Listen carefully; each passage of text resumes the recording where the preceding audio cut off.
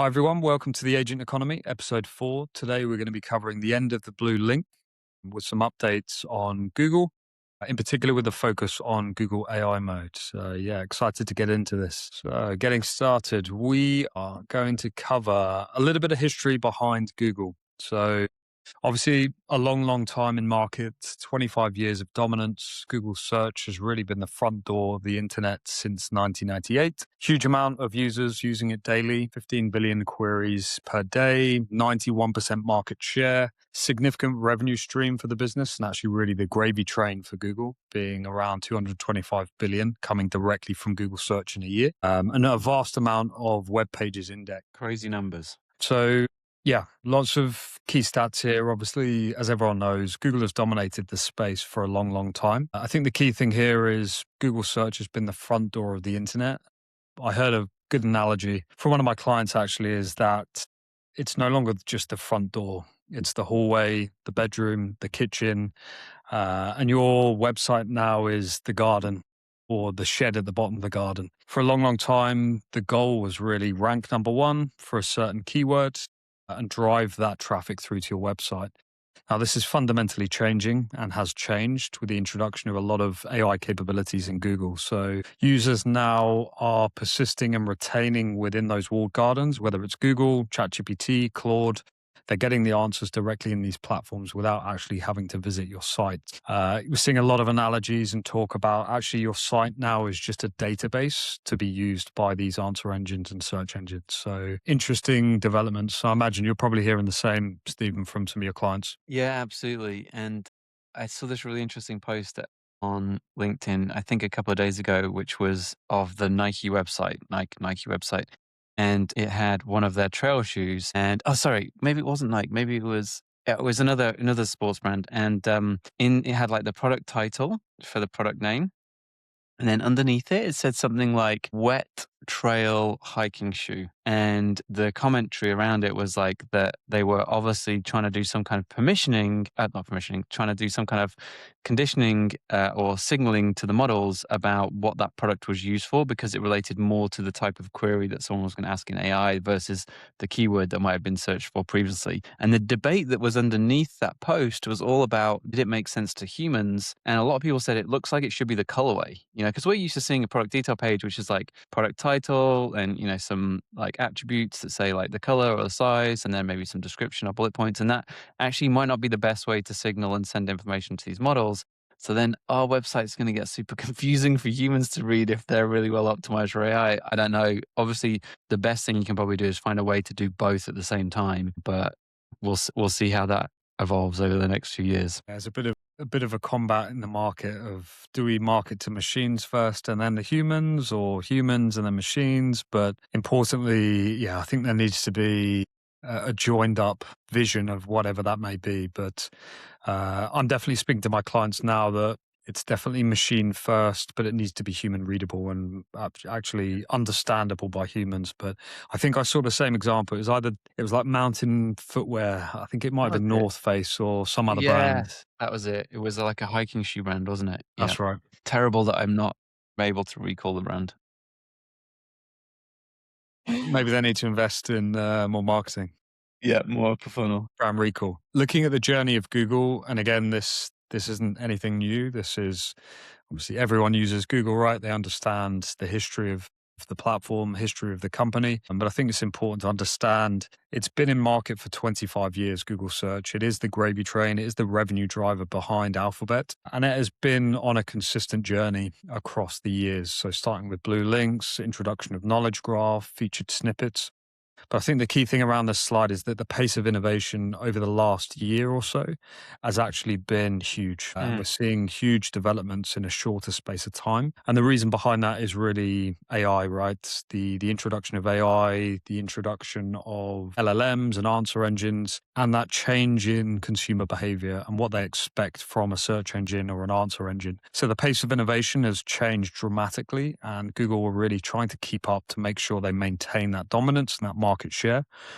because ultimately the way we search, the way we navigate is fundamentally different now.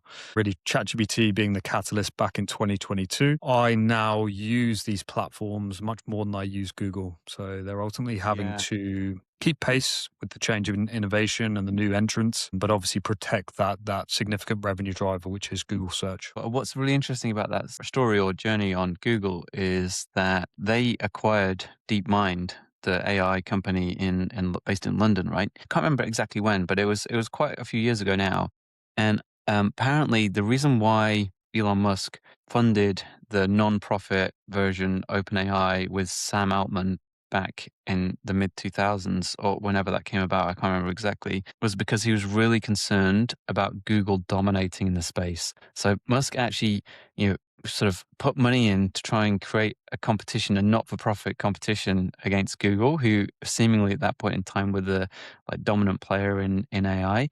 And then fast forward today, and actually, the platform that's got the most consumer attention and potentially is going to find the fastest way to monetize it is actually OpenAI, which was supposed to be non-profit, which is quite entertaining. And then it feels like Google playing catch up on the consumer end. Reality is, I think they had all the tech and the knowledge and the insight before anyone else did. And I think a lot of people who ended up at OpenAI and at other places like Anthropic actually came from Google as well. It's just maybe it's taken longer for them to get that to you know, propagate through into what we see at the front end on the consumer side. But like you said, 6, 12 months, all of that is accelerating super fast. Yeah, for sure. Yeah, they had the infrastructure, they had the AI capabilities. DeepMind is probably, I mean, we're going to look back in like 20 years and think DeepMind was probably one of the best acquisitions ever made in the history of technology. I can't remember the exact valuation or the exact purchase price, but it was far undervalued. Now, looking at the importance of it within the Google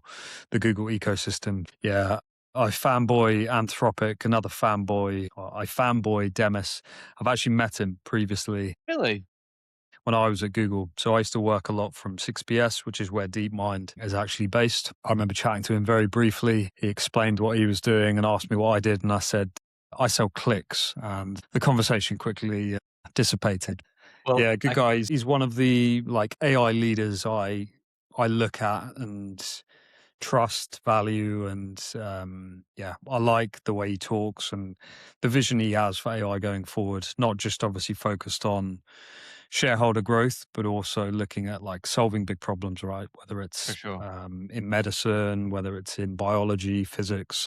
Being a scientist at heart, yeah, he's got some big plans for AI. Absolutely. And AI Overview tells me that Google acquired them in 2014, January of 2014, for about $500 million, which honestly just sounds super cheap now. Yeah, based on the valuations of these big large language models, these kind of frontier models, that is going to look like peanuts in 10, 20 years time. It's crazy. Yeah. So Probably a bit again, like, smart play by the Google guys. They bought yeah, yeah, yeah. YouTube, bought DeepMind. Exactly. A bit like Instagram. I think that was bought for like 1 billion, wasn't it? Or something. And it seemed like, that was expensive at the time, but like looking back, a fantastic investment that Nice work. Facebook or now Meta made.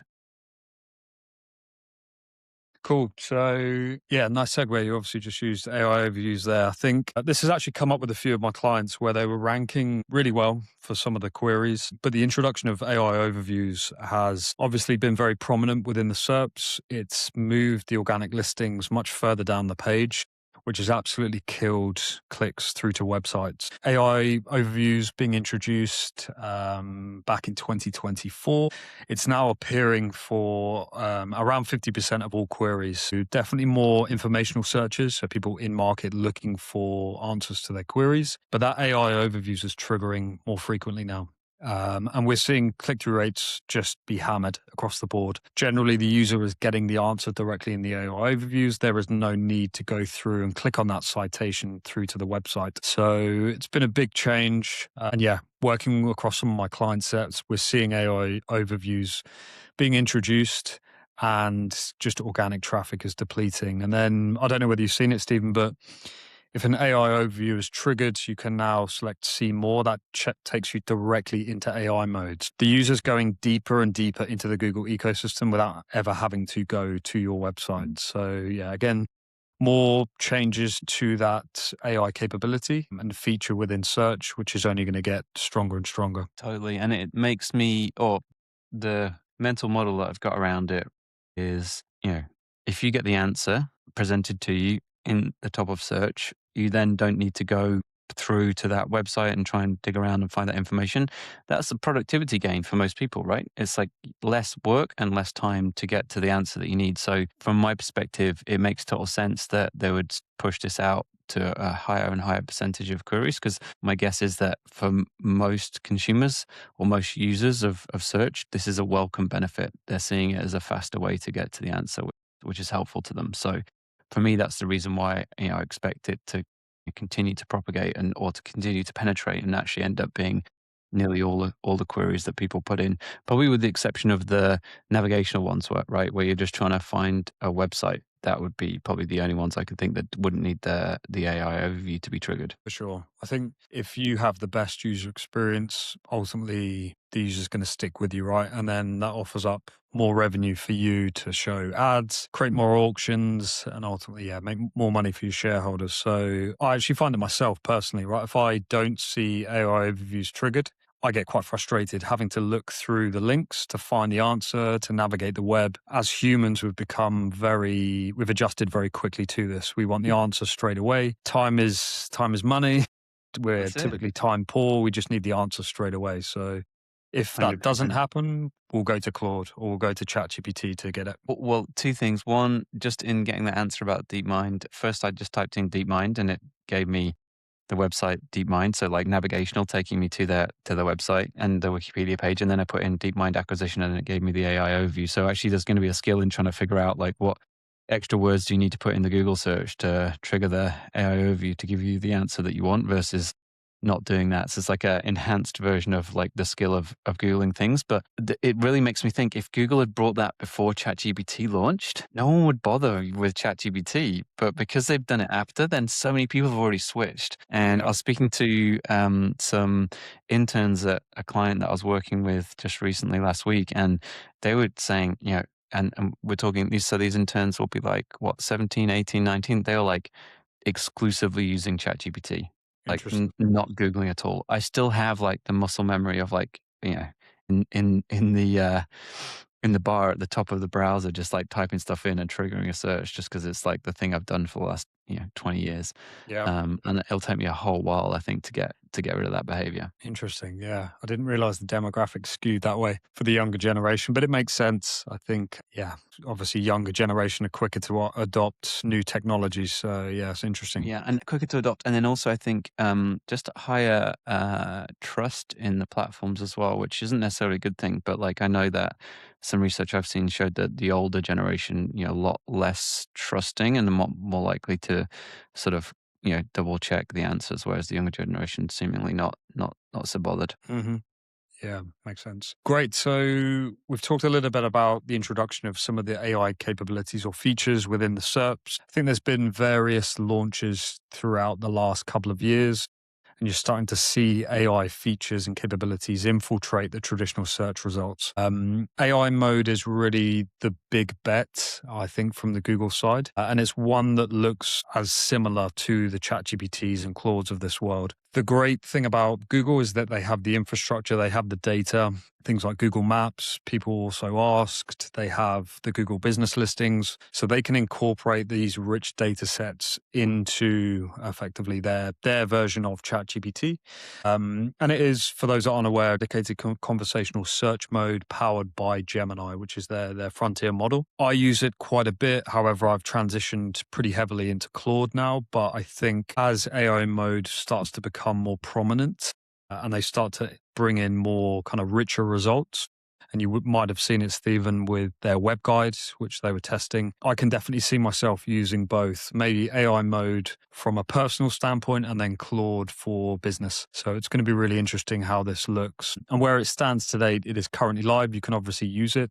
If you go onto Google, it's typically in the top left-hand corner. It's also triggered if you look deeper in AI overviews. My expectation, and we've obviously debated about this, is that it's going to be rolled out as the default experience. I think from a lot, and I was having a conversation with the CEO of Graphite yesterday about this. My view is that it's going to become the default experience and that the traditional search engine results pages will be gone. The reason being is they're quite unusable unless there's AI features within it, AI overviews. I think a lot of people from the SEO community think it's going to run in parallel, but I just don't see why Google would do that. I don't know what your thoughts are. Well, I remember we talked about this last time and it wasn't on board necessarily with that speed of change that you were talking about. I think my mind goes to like, what are the incentives? I kind of felt like that, the 200 odd billion dollars worth of revenue that you showed on the first slide or that we had at the beginning of the podcast, that's a big chunk of change that Google's not going to want to, let's say, like not receive or not be able to monetize. And I think that was the reason in my mind. I was like, they're just gonna run it in parallel because they're gonna slowly reduce reliance on PPC in regular search, and then they're gonna bring in ads through Gemini. I think the challenge is like all these other players are just like, really bringing a lot of competition quickly. And actually, if they get all the ad infrastructure ready for showing ads through all the different various ways that you might see them if you're in AI overviews or Gemini, etc., then why wouldn't they just switch? Like, it's a better consumer experience. I mean, it will be bumpy in the first month if they did a hard switch off and switch over to it. But like, yeah, maybe just rip the Band-Aid off and go for it. Think and it's I've looked at this quite a lot, and I've seen a lot of conversations around it that like traditional search will stay and that AI mode will be complementary to it. But you have to take a step back and look at Google as a business. Ultimately, what do they care about? They care about returns for their shareholders. Do they care about publishers? They say yes publicly, but they don't really give a shit. Like ultimately, it's about return on investment. If they transition to AI mode, the amount of search queries jumps dramatically because people ask more questions. That means more auctions, more ad slots, more revenue. I thought about like that because we talked about this in a previous edition with the slide where we showed, actual Google searches. In fact, there's one we have in the first debate about when it was going to change, and then this increase in AI search, and actually the pie was getting bigger, right? People are doing more searches. So it actually makes total sense to me that if they can create more searches because it's more, let's say, it's got more utility for people, then that's going to bring them more revenue because they're going to trigger more ad placements. That's Yep. what's going to happen, isn't it? That is exactly what's going to happen. So they've probably already figured that out, and it's taken me 12 months for the penny to drop. Yeah, that's exactly it. The pie's getting bigger. If you think about Google search, like the auctions were growing, but I mean, I'm not sure what the search queries, how they were growing year on year, but you add in something like AI mode and look at your own usage, right? Of ChatGPT or Claude, you ask a question, very quickly you ask another and another and another. The pie just dramatically expands. More auctions, more ad slots, more revenue. So I think it's important for people to see this. Like, don't think of it as like, no, traditional search will stay. It's like well established. Google doesn't really care. They're going to make so much more money transitioning to this new model and this new mode of searching.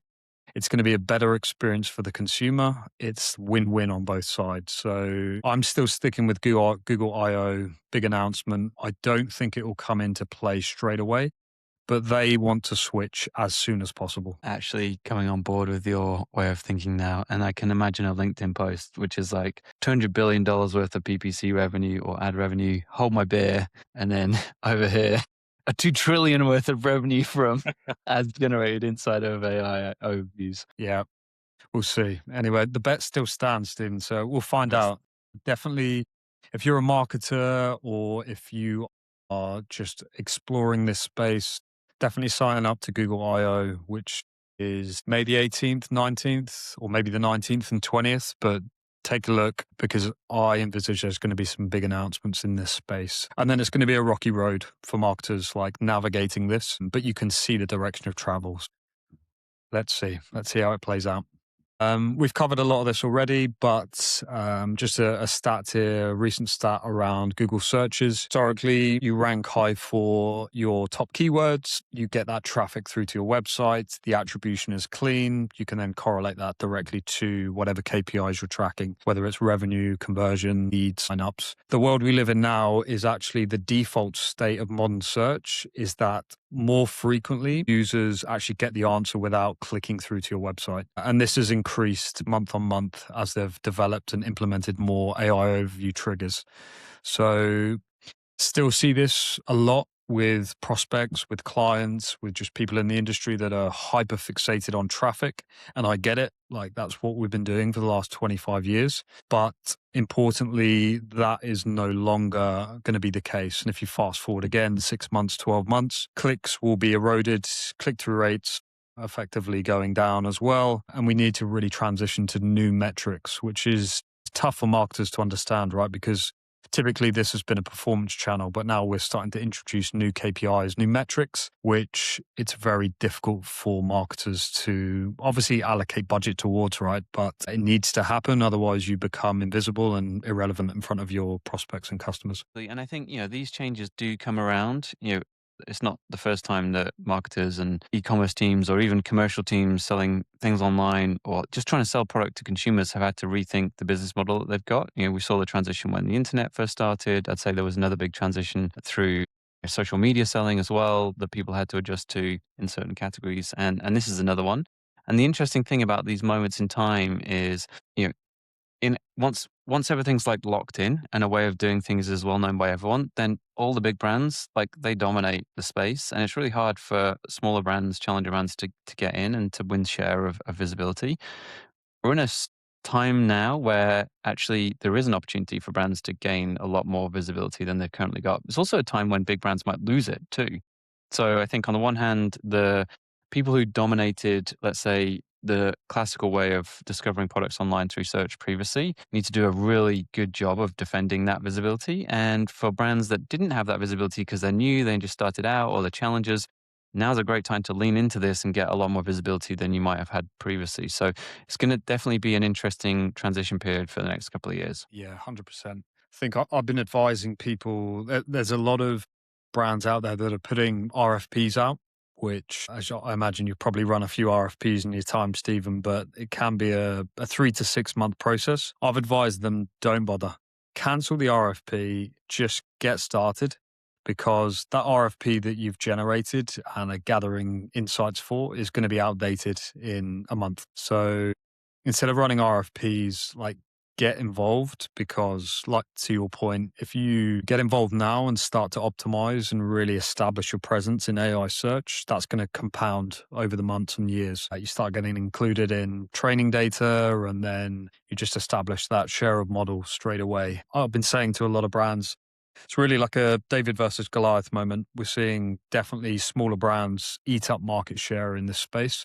Whereas previously they were either priced out or they just didn't have the resource to do it. So great time for SMBs to really eat away at those larger enterprises. Window might not be that big because everything's happening so quickly that it could close quite quickly. So there you go, some FOMO urgency for anyone who's listening. Yeah. So what does this mean for brands? And I imagine, Steve, you've spoken to a lot of brands about this. Like, what is dying? What is winning? What are the key questions out there? Ultimately, there's a lot that's changing. There's a lot of noise if you're on LinkedIn. But importantly, there are playbooks, there are frameworks you can use to really establish your presence and optimize for this changing landscape. But things that are changing, ranking for high volume keywords as the primary growth channel, ultimately that is going away. So definitely an area to kind of definitely continue looking at, but be aware that the landscape now has changed pretty dramatically. Another area, thin content farms and low effort SEO, things like articles.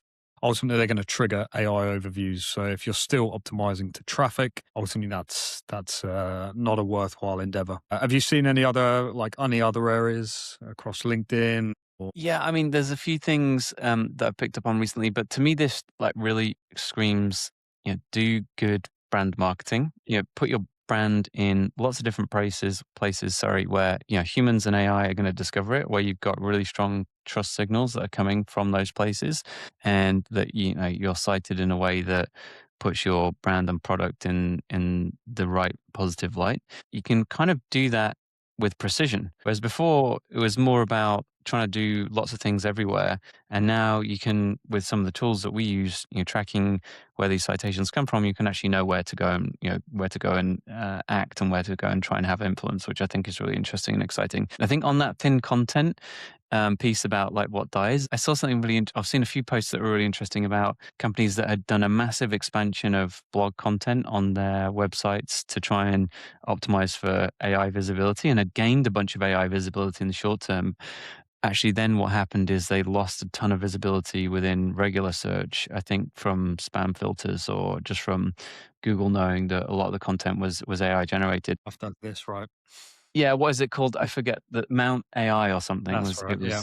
was, termed as. But then it got me thinking, okay, maybe that is the right now when we're running parallel SEO and AEO, or however you want to call it, AI search visibility and SEO, maybe that's problematic. But in a world where maybe SEO isn't important in the future, does it matter that you don't have any visibility in Google? Yeah, that's a good point. That's a good point. 'Cause a lot of the graphs that you're talking about show uplift in clicks, impressions, and then it drops off a cliff. Take those metrics out of the way. Does it matter? Yeah, I don't know. It's an So they were open getting question, I think. Yeah, they were getting rinsed for doing it, and I was kind of on the same side of the fence, which was like, yeah, that looks like a ridiculous thing. It was kind of a black hat technique to try and gain extra visibility, and now it's causing you some problems. And I was thinking, well, okay, let's try and fast forward 6, 12 months. Actually, maybe was it a smart move? I don't know. I don't know the answer to that question. I think most SEOs would say it was definitely a bad move and you shouldn't have done it. And I think I'm indexing towards that view as well. But there's still, I think, a lot of things unknown about how these ecosystems are going to evolve and to what extent like classical search algorithms and indexing will continue to play a role in visibility in the future. Yeah, for sure. I think you have to always pivot back to the user experience. If everyone is kind of cheating the system, writing pages and scaling pages programmatically with the same type of content, and there's no unique positioning within the content, then the user experience declines, right? So Google will punish that. And whether that's punishing that on the traditional SERPs or Yeah, within AI visibility, I think I'm with you. my opinion is still very aligned with, yeah, SEO. I think less is more, but make it contextually rich, and EEAT principles still stand. For sure. For sure. For sure. So what brands should do, lots of, I sound a bit doomer here, but there's been lots of, obviously, clicks are gone, the world's crumbling in on us, but there are areas that you can invest in, which will set you up for success. And there are a lot of acronyms: AEO, GEO, obviously SEO. I think all three are relevant and definitely require viewing and obviously adding budget to those lines.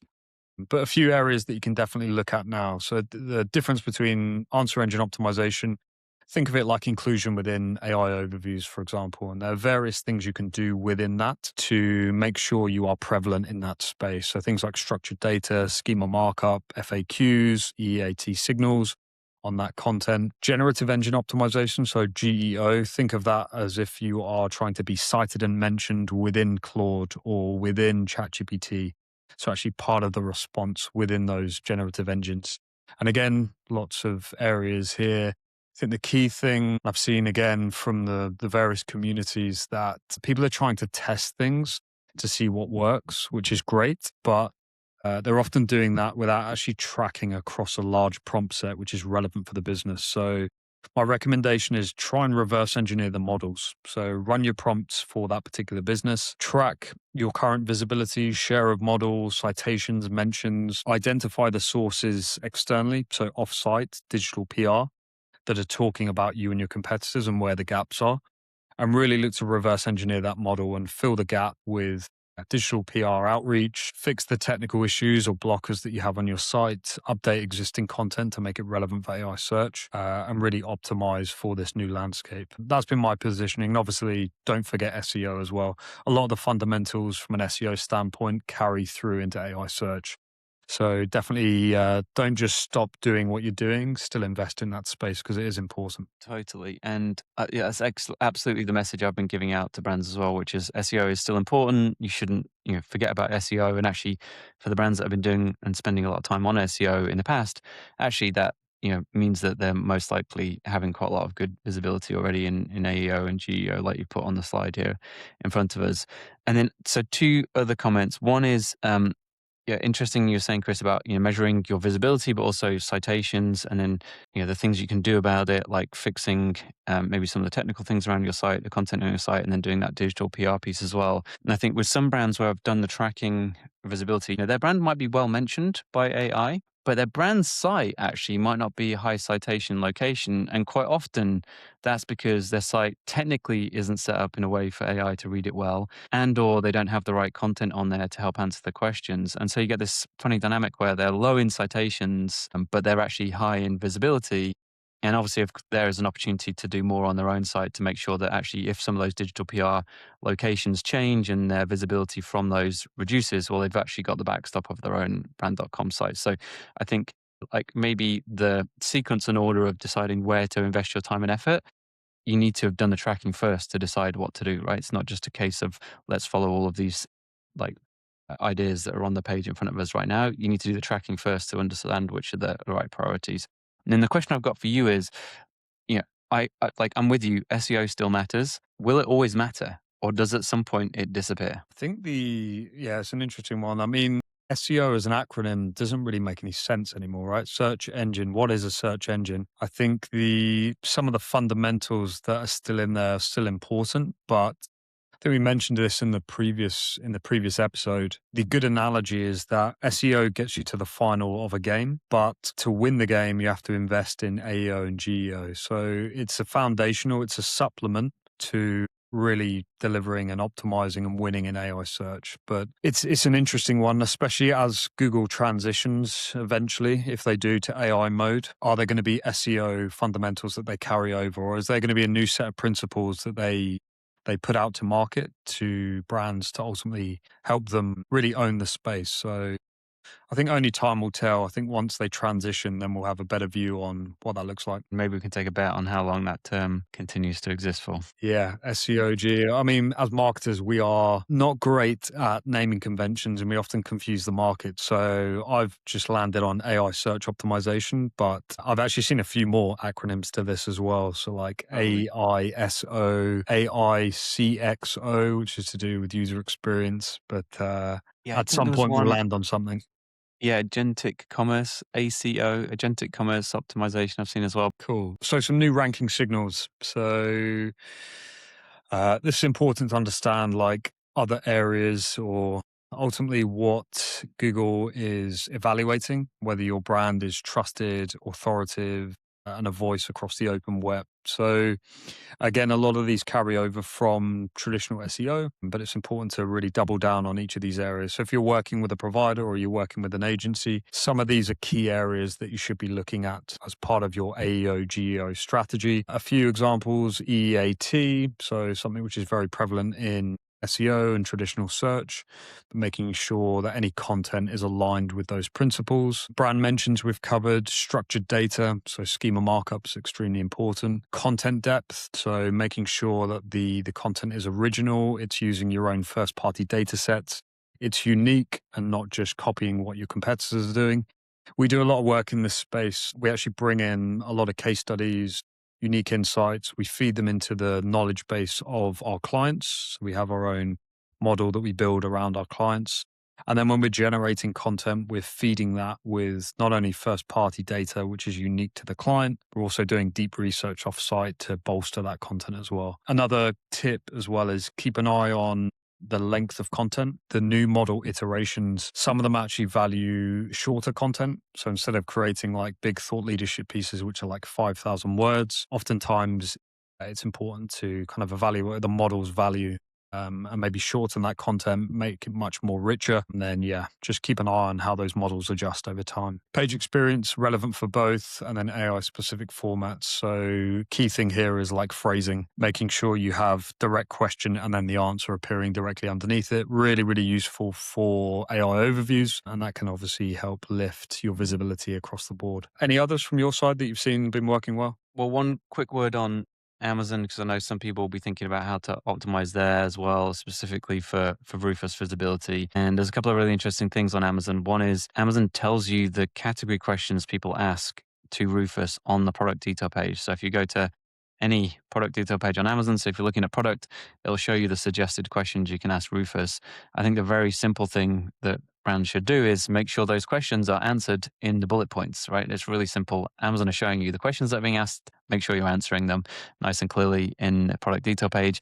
And then something else we've been working on with clients is thinking about those bullet points in to the frame of reference of specific product needs. So trying to essentially use the bullets to answer the questions that consumers might have about how to use the product, when to use the product, why to use the product.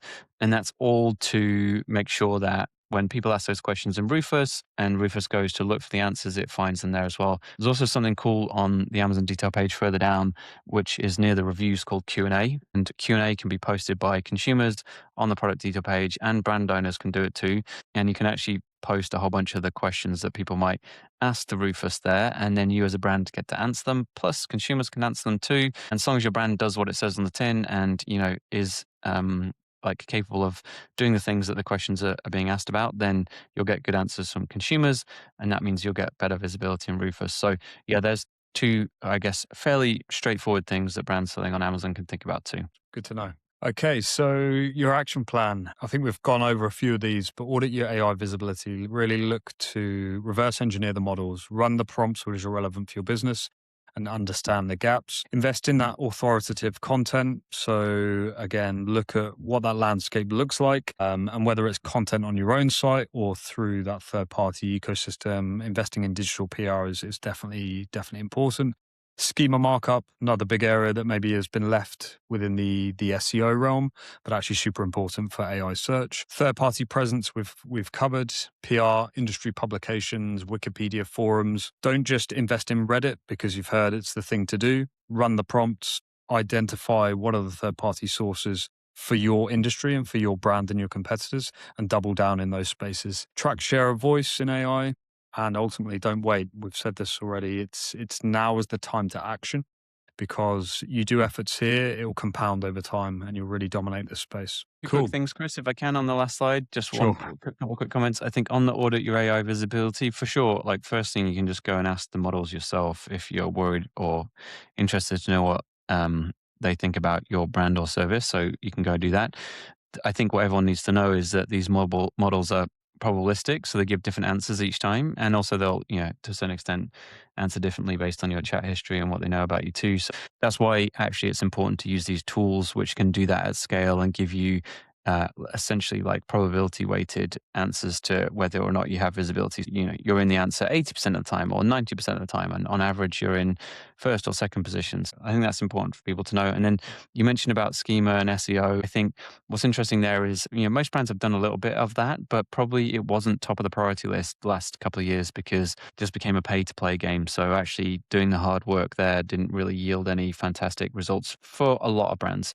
And so now it's a good time to maybe go back and revisit that, seen as for now, it's still mostly an organic play, but maybe in 6 months' time, actually, what we're talking about here again is a paid play to get the visibility. Makes sense. Awesome. I don't think we'll go through each of these. We're definitely going to be covering off more of this over time. But Google I/O, take a look. I think there's going to be some big announcements. Google Ads are coming and they're already testing in AI mode and AI overviews, but we'll be doing more content around this.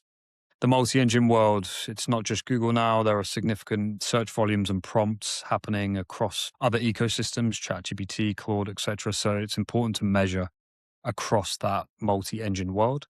And then measurement and attribution, which we'll be doing a piece on. How do you actually measure this stuff, right? If clicks are going away, how do we see our return on investment? How do we actually understand the ROI from our investments with our website, with Google, with third-party citations?